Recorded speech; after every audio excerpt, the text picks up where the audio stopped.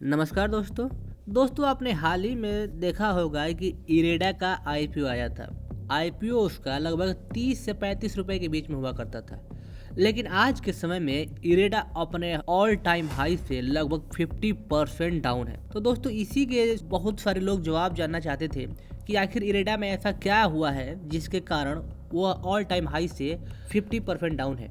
तो दोस्तों इसके पीछे का रीजन ये है, एक जेनसोल इंजीनियरिंग नाम की कंपनी थी जिसको कि इरेडा ने 729 करोड़ रुपए का लोन प्रोविजन किया था, और वो जेनसोल इंजीनियरिंग ने कुछ महीने पहले ही एक स्कैम कर दिया था जिसके कारण वह आज के समय में 98% से ज़्यादा डाउन है, और उसी के कारण इरेडा का भी 729 करोड़ रुपया है उसी कंपनी में फंसा रह गया है।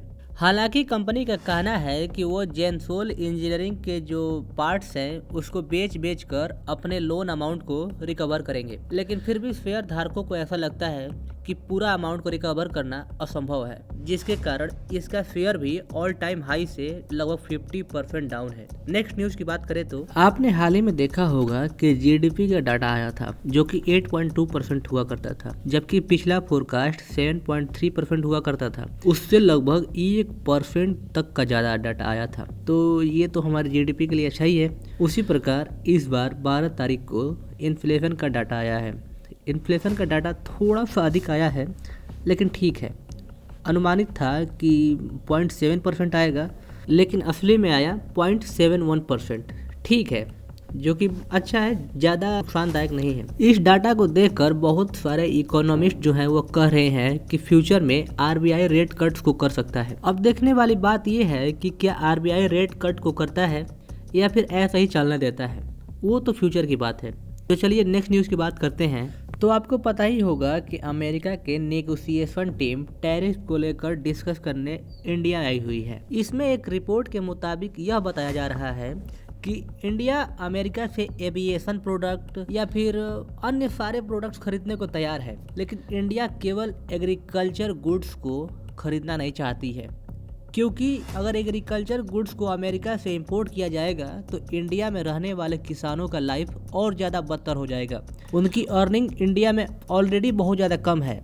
अगर बाहर से सामान इंपोर्ट किया जाएगा तो इंडियन फार्मर का जो एक डेली लाइफ है वो खतरे में आ सकती है। इसी को लेकर कहा जा रहा है कि अमेरिका इंडिया के सभी सेक्टर में एंटर तो कर सकता है, लेकिन शायद से एग्रीकल्चर फील्ड में उसका एंट्री करना संभव नहीं है।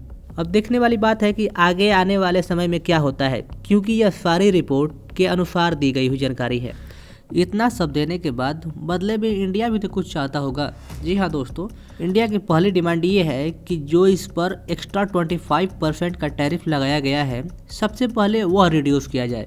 उसके बाद सेकेंड राउंड में जो 25% बचा है उसको धीरे धीरे करके रिड्यूस किया जाएगा। अब देखने वाली बात यह है कि ये सभी पर ट्रंप क्या डिसीजन लेते हैं, क्योंकि ये सभी जानकारी उड़ती उड़ती रिपोर्ट के अनुसार है। फाइनल डिसीजन अभी तक किसी भी प्रकार का मार्केट में नहीं आया है।